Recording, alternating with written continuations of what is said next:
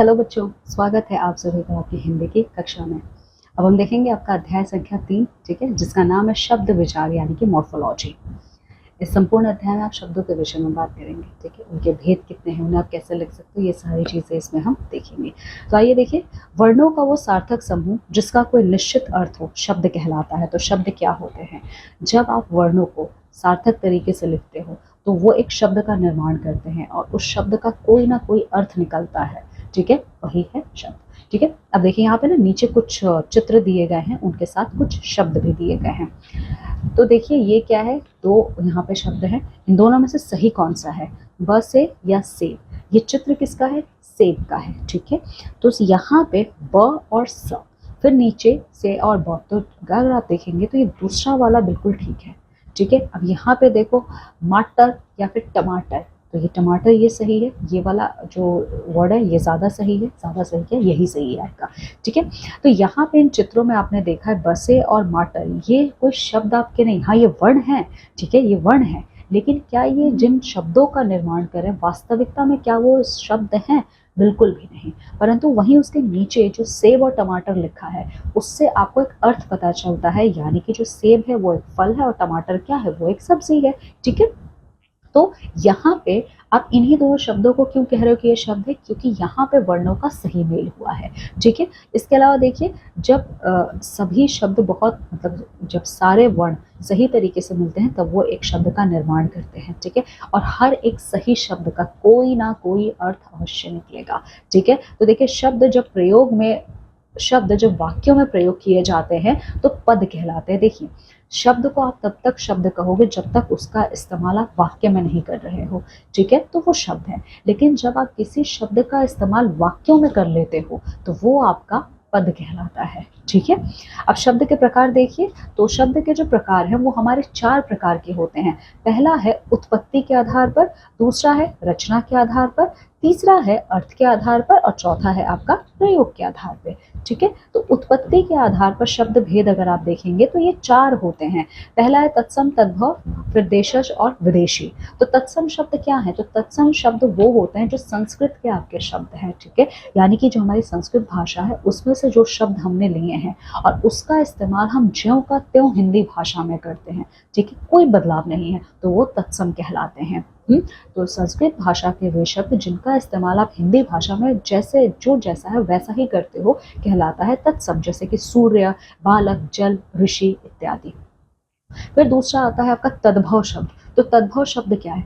तद्भव शब्द भी आपके मूल रूप से संस्कृत के ही शब्द हैं, लेकिन हमने क्या किया है, अपनी भाषा को विकसित करने के लिए इनका इस्तेमाल जब हमने हिंदी में किया तो थोड़ा बहुत हमने इनका रूप बदल दिया। तो जब संस्कृत के शब्दों का रूप बदल गया वही कहलाया तद्भव शब्द, ठीक है। जैसे चंद्र से चांद, चंद्र संस्कृत का है लेकिन चांद हिंदी का है।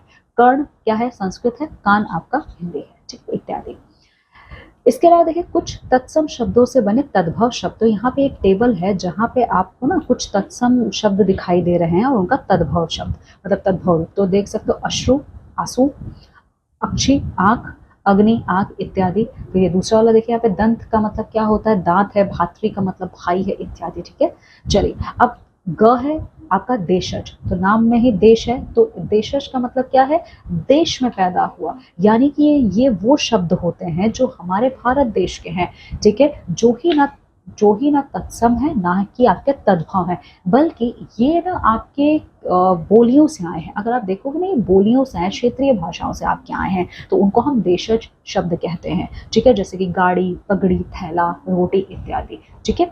अब विदेशी शब्द की बात करें तो ये वो शब्द हैं जो कि विदेशी भाषा के हैं और इनका इस्तेमाल हम हमारी हिंदी भाषा में भी करते हैं। तो हमारी हिंदी भाषा में बहुत सारे विदेशी शब्द हैं, जैसे कि आप अंग्रेजी शब्दों की बात करोगे तो कौन कौन से अंग्रेजी शब्द हैं? जैसे कि स्कूल, डॉक्टर, प्रिंसिपल, रेडियो इत्यादि।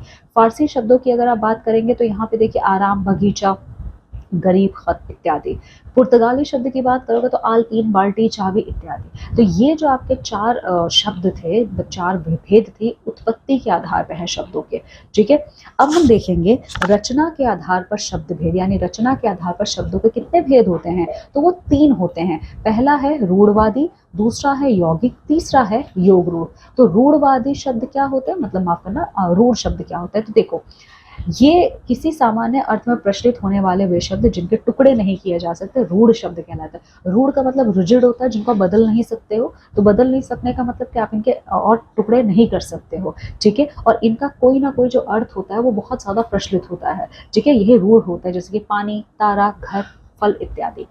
यौगिक शब्द क्या होता है? यौगिक, तो यौगिक में योग है, योग का मतलब क्या होता है? जुड़ना, ठीक है। तो ये वो शब्द होते हैं जिसमें दो या दो से ज्यादा शब्दों को मिलाया जाता है। यानी कि जब दो या दो से ज्यादा शब्दों का मेल होता है तो वो जिस नए शब्द को बनाते हैं वही यौगिक शब्द कहलाता है। जैसे कि विद्या, विद्यालय, तो विद्या और आलय ये दोनों अलग अलग है, इनको जो जोड़ोगे तो विद्यालय हो जाएगा, ठीक है। उसी तरीके से सेनापति, तो सेना अलग है, पति अलग है, दोनों को जोड़ दोगे तो एक शब्द बनेगा सेनापति, यही आपका यौगिक शब्द है। इसके अलावा तीसरा है योग रूढ़। तो योग रूढ़ क्या है? देखिए, योग रूढ़ ऐसे शब्द जो दो या दो से अधिक शब्दों या शब्दांशों से मिलकर बने परंतु उनका प्रयोग किसी विशेष अर्थ में किया जाता है। तो योग रूढ़ शब्द भी यौगिक शब्द की तरह ही है, लेकिन योग रूढ़ शब्द का इस्तेमाल आप किसी विशेष अर्थ को बताने के लिए करते हो। ऑल टाइम आप इसका इस्तेमाल नहीं करोगे, जब आपको कुछ स्पेशल मीनिंग बताना है तो ही आप जिन शब्दों का इस्तेमाल करते हो वही आपके योग रूढ़ शब्द कहलाते हैं। जैसे कि दशानन, तो दशानन आप सबके लिए इस्तेमाल नहीं करोगे, आप रावण के लिए इस्तेमाल करोगे, ठीक है। वृषधर, नीलकंठ, ठीक है, इत्यादि। अब बात करते हैं अर्थ के आधार पर शब्द भेद। तो अर्थ के आधार पर हमारे दो शब्दों के भेद हैं, जैसे कि सार्थक और आपका निरर्थक। तो सार्थक ये नाम से ही पता चल रहा है, निरर्थक क्या है वो भी पता चल रहा है। तो सार्थक शब्द क्या है? ये वो शब्द होते हैं ठीक है, जिनका कोई ना कोई मतलब निकलेगा ही निकलेगा, ठीक है, वही आपके सार्थक शब्द है। जैसे कि आम, सेब, माँ इत्यादि। सार्थक शब्द भी आगे चल के चार भागों में आपके विभाजित होते हैं। पहला है एकार्थी शब्द। एकार्थी मतलब एक अर्थ, ये वो शब्द होते हैं जिनका केवल एक अर्थ निकलता है, उसी को हम एकार्थी शब्द कहते हैं। इनका इस्तेमाल आप और किसी अर्थ को प्रकट करने के लिए नहीं कर सकते, जैसे कि रामानंद, जनवरी, सोमवार इत्यादि। फिर दूसरा आता है अनेकार्थी शब्द। अनेकार्थी शब्द का मतलब क्या है कि अनेकार्थी शब्द का मतलब है शब्द एक होगा, मतलब उसके कई सारे होंगे। जैसे कि पत्र है, पत्र को आप क्या कह सकते हो? चिट्ठी भी कह सकते हो, ठीक है। तो होगा हुआ ना ये अनेकार्थी शब्द।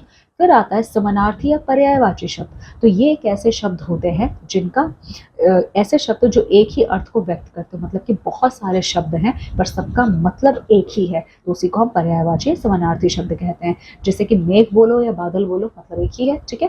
फिर आता है विपरीत अर्थक या विलोम शब्द। तो ये ऐसे शब्द होते हैं जो एक दूसरे का बिल्कुल उल्टा मतलब बताते हैं, वही आपका विपरीतार्थक या विलोम शब्द है। जैसे कि प्रकाश है तो अंधकार इसका उल्टा होगा, ऊपर है तो नीचे इसका उल्टा होगा, ठीक है। तो ये जो चार थे ये आपके सार्थक शब्दों के विभाजक है। अब बात करते हैं निरर्थक शब्द की। तो ये वो शब्द होते हैं जिनका कोई भी उत्तर नहीं, जिनका कोई भी अर्थ नहीं निकलता, उनको हम निरर्थक शब्द कहते हैं, जैसे कि खट, चूं इत्यादि, ठीक है। अब चौथा है प्रयोग के आधार पर शब्द भेद। तो प्रयोग के आधार पर जो शब्द भेद है हमारा वो दो है। पहला है विकारी, दूसरा है अविकारी। तो विकारी क्या होते हैं? ये वो शब्द होते हैं जिनमें लिंग, वचन, कारक, काल आदि के अनुसार परिवर्तन होता है, उन्हें हम विकारी शब्द कहते हैं। तो विकारी शब्द वो शब्द होते हैं जिन पर क्रिया, काल, कारक इत्यादि का प्रभाव पड़ता है और वो अपना रूप बदल लेते हैं, तो ऐसे शब्दों को हम विकारी शब्द कहते हैं। ये भी आपके चार प्रकार के होते हैं, जैसे संज्ञा, सर्वनाम, विशेषण और क्रिया।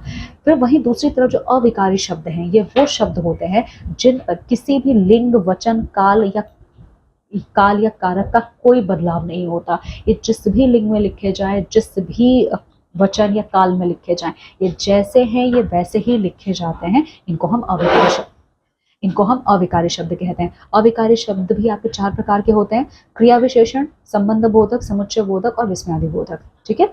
चलिए, तो बच्चों ये था आपका अध्याय। अब आइए इसमें आओ दोहराएं, इसका समरी देख लेते हैं। तो वर्णों के सार्थक समूह को हम क्या कहते हैं? शब्द कहते हैं। शब्द के चार भेद हैं जो कि उत्पत्ति के आधार पर, रचना के आधार पर, अर्थ के आधार पर और प्रयोग के आधार पर है, ठीक है। इसके अलावा उत्पत्ति के आधार पर शब्द के आपके चार भेद होते हैं: तत्सम, तद्भव, देशज और विदेशी, ठीक है। रचना के आधार पर अगर आप देखेंगे तो शब्द के तीन भेद माने गए हैं: रूढ़, यौगिक और योग रूढ़, ठीक है। अर्थ के आधार पर दो हैं: सार्थक और निरर्थक। और सार्थक शब्द आगे चल के और चार भागों में बढ़ते हैं: एकार्थी, एक अर्थ वाले; अनेकार्थी, अनेक अर्थ वाले; समानार्थी, बहुत सारे शब्द हैं मतलब एक ही है, या पर्यायवाची भी इनको कहा जाता है; और विपरीतार्थक है विलोम, जो एक दूसरे को उल्टा मतलब बताते हैं, ठीक है। फिर प्रयोग के आधार पर शब्द के दो प्रकार होते हैं: विकारी और अविकारी शब्द। ठीक है। सो बच्चों ये था आपका संपूर्ण अध्याय जिसमें हम सभी लोगों ने शब्दों के संसार को देखा है। ठीक है, तो इस अध्याय को अच्छे से पढ़िए और इसका संपूर्ण अभ्यास कार्य पूरा कीजिए। चलिए अब हम मिलते हैं हमारी अगली कक्षा में आपके एक नए अध्याय के संग। तब तक आप सभी अपना बहुत ख्याल रखिए। बाय बच्चों।